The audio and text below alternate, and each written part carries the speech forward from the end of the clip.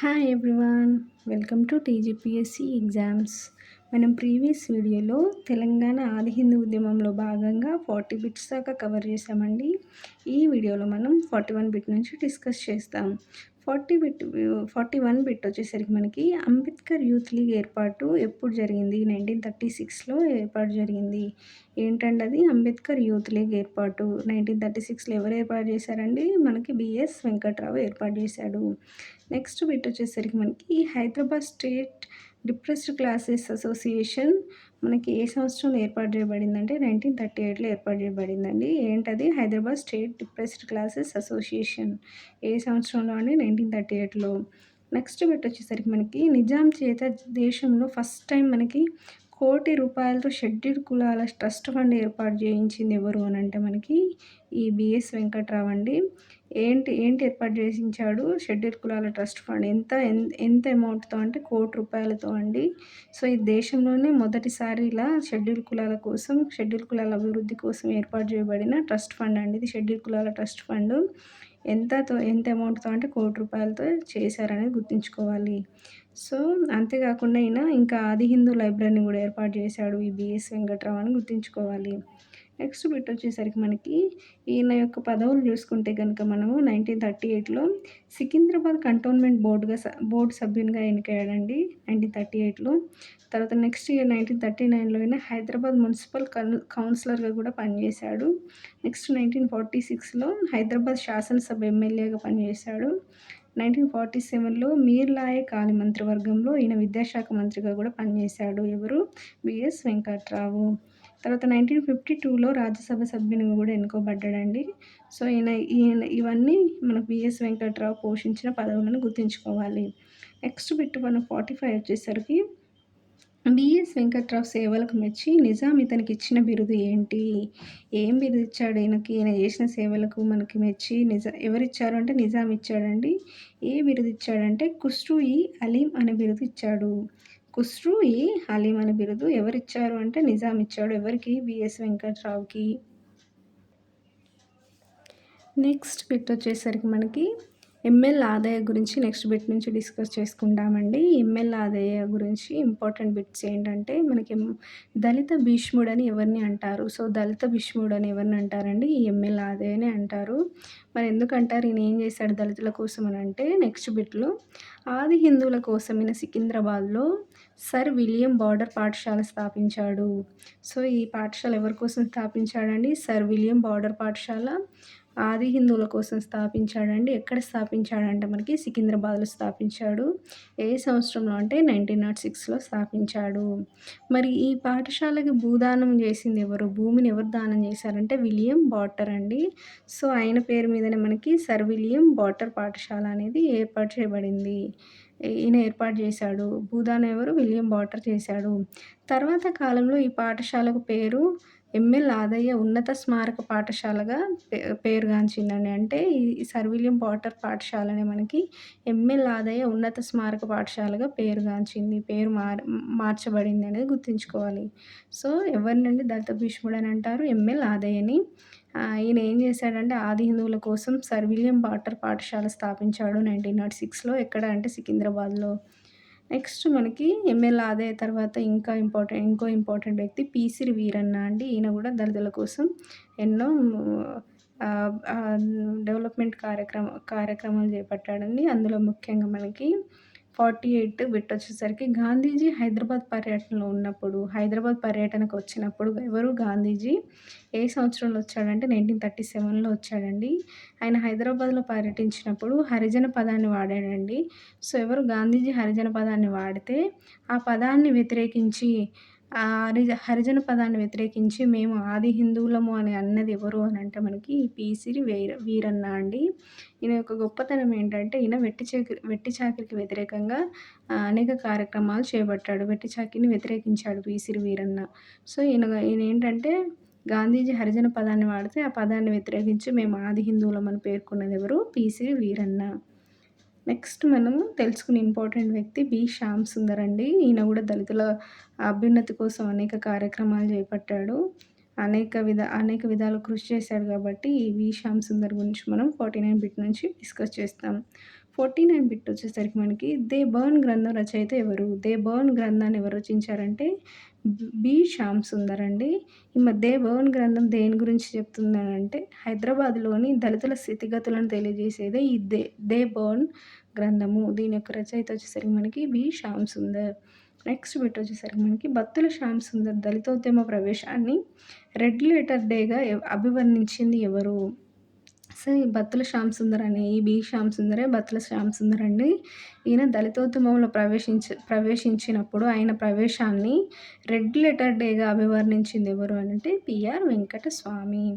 Next bit వచ్చేసరికి మనకి depressed classes మహాసభల అధ్యక్షత సభకు అధ్యక్షత వహించింది ఎవరంటే బత్తుల శ్యామ్ సుందర్ అండి. దేనికి? డిప్రెస్డ్ క్లాసెస్ మహాసభకు అధ్యక్షత ఎవరు? బత్తుల శ్యామ్ సుందర్ వహించాడు. ఏ సంవత్సరంలో అంటే 1942 మే 30న మనకు మరాఠ్వాడ ప్రాంతంలోని పర్భణిలో ఈ మహాసభ జరిగిందండి. ఏ సంవత్సరం అంటే 1942 మే 30న.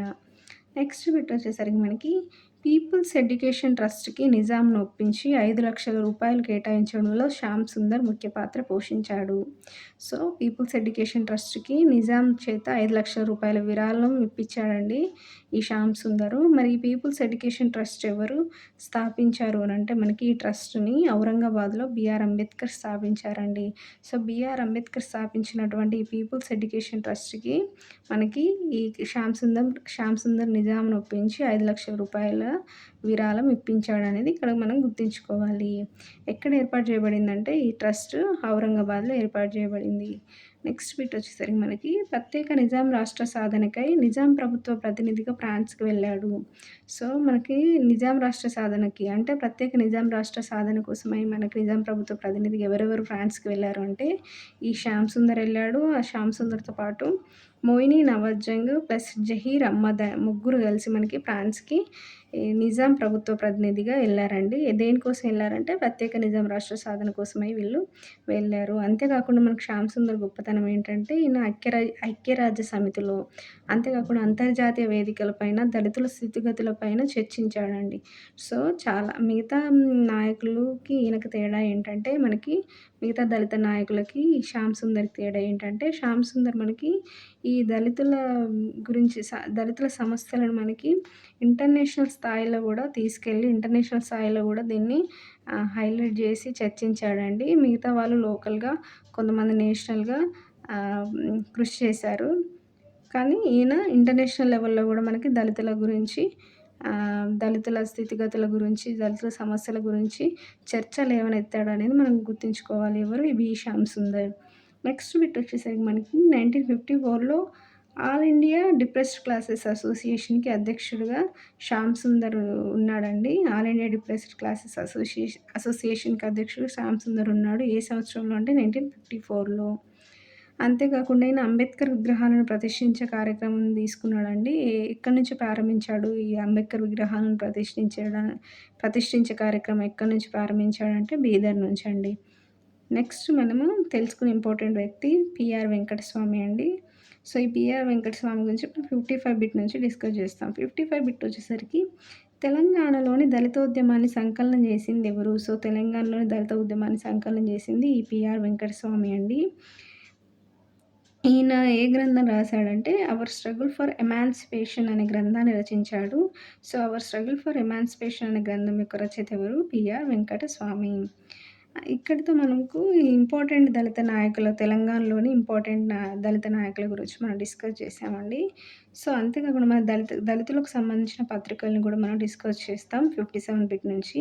సో, పత్రికలు వచ్చేసరికి మనకి ది పంచమ పత్రిక మనకి ఏ ఇయర్‌లో ఏర్పాటు చేయబడిందంటే 1918లో ఏర్పాటు చేయబడిందండి. సో, దీని యొక్క ఇంపార్టెన్స్ ఏంటి అనంటే తెలంగాణలోని అచ్చు అయిన మొట్టమొదటి దళిత పత్రిక. సో, ఇది మొట్టమొదటి దళిత పత్రిక. కాకపోతే ఎక్కడ అచ్చయింది? తెలంగాణలో అచ్చయిన మొట్టమొదటి దళిత పత్రిక. ఏంటి అంటే ది పంచమ. దీని సంపాదకులు ఎవరు అంటే మనకి మత్తయ్య అంటే జేఎస్ మత్తయ్య ది పంచమ పత్రిక యొక్క సంపాదకత్వం చేశాడు. మరి ది పంచమ పత్రిక అనేది ఏ పత్రిక అంటే ఇదొక ఆంగ్ల పత్రిక అండి. తెలుగు పత్రిక కాదు. తెలంగాణలో అచ్చు చేయబడినప్పటికీ ఇది మొట్టమొదటి దళిత పత్రిక అయినప్పటికీ ఇదొక ఆంగ్ల మాసపత్రిక. అంటే నెలకొకసారి ఆంగ్లంలో విడుదలయ్యే పత్రిక అని ఇక్కడ మనం గుర్తుంచుకోవాలి. దీని సంపాదకత్వం ఎవరు అంటే జేఎస్ మత్తయ్య. నెక్స్ట్ బిట్ వచ్చేసరికి 58 అండి. భాగ్యనగర్ పత్రికను ఎవరు ప్రారంభించారు? సో, భాగ్యనగర్ పత్రికను ఎవరు ప్రారంభించారంటే భాగ్యరెడ్డి వర్మనే అండి. ఏ సంవత్సరంలో అంటే 1931లో.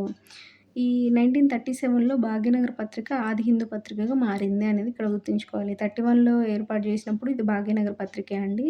మరి భాగ్యనగర్ పత్రికను ఆది హిందూ పత్రికగా పేరు మార్చింది ఎప్పుడు అనంటే 1937లో అండి. ఈ భాగ్యనగర్ పత్రిక గానీ లేదా ఆది హిందూ పత్రికను గానీ ప్రారంభించింది ఎవరు అంటే మనకి భాగ్యరెడ్డి వర్మ అని గుర్తుంచుకోవాలి. సో, ఇక్కడికి ఇంపార్టెంట్ దళిత పత్రికల గురించి మనం డిస్కస్ చేసుకున్నాం గదండీ! నెక్స్ట్ మనకు ప్రముఖ దళిత రచనలు ఏంటనేది మనం ఇక్కడ చూసుకుందాం 59 బిట్ నుంచి. సో, ప్రముఖ దళిత రచనల్లో ముఖ్యంగా ఉన్నవ లక్ష్మీనారాయణ రచించినటువంటి మాలపల్లి అనేది మాలపల్లి అనే గ్రంథం ఇంపార్టెంట్. ఉన్నవ లక్ష్మీనారాయణ రచించినటువంటి మాలపల్లి రచన. నెక్స్ట్ మనకి బోయి భీమన్న రచించినటువంటి పాలేరు నుండి పద్మశ్రీ వరకు అనే రచన గూడా మనకి చాలా ఇంపార్టెంట్ అండి. ఎవరండి? బోయి భీమన్న. ఏం రాసాడు ఈయన? పాలేరు నుండి పద్మశ్రీ వరకు. అంతేకాకుండా ఈ బోయి భీమన్న మామాలు అనే పదప్రయోగాన్ని ప్రచారంలోకి తెచ్చాడండి. ఎవరు? ఈ పాలేరు నుండి పద్మశ్రీ వరకు అనే రచనను రచించిన బోయి భీమన్న మనకి మామాలు అనే పదాన్ని ప్రచారంలోకి తీసుకొచ్చాడు. మామాలు అంటే ఏంటంటే ఏం లేదండి, మాల మాదిగానే ఈయన షార్ట్‌కట్‌లో మామాలు అనే పదప్రయోగాన్ని తీసుకొచ్చిండు మాల మాదిగకు ఇన్‌స్టెడ్‌గా. నెక్స్ట్ మనకి గుర్రం జాషువా అండి. గుర్రం జాషువా గూడా మనకి ప్రముఖ దళిత రచనలో ముఖ్యుడు. సో, ఈ గుర్రం జాషువా రచించిన గబ్బిలం అనే రచన గూడా మనకి ఇంపార్టెంట్ అని గుర్తుంచుకోవాలి. సో, ఇక్కడికి మనము తెలంగాణ ఆది హిందూ ఉద్యమంలో భాగంగా మనకి ఇంపార్టెంట్ దళిత నాయకుల గురించి డిస్కస్ చేసుకున్నాం. ఇంపార్టెంట్ దళిత పత్రికల గురించి డిస్కస్ చేసుకున్నాం. అంతేకాకుండా దళిత రచనల గురించి కూడా మనం డిస్కస్ చేసుకున్నామండి. సో, ఇది మీకు ఈజీగా అర్థమైంది అని నేను అనుకుంటున్నాను. సో, ఇక్కడితో ఈ వీడియో క్లోజ్ చేద్దాం. ఈ టాపిక్ కంప్లీట్‌గా సింప్లిఫై చేసి చెప్పానండి. Thank you.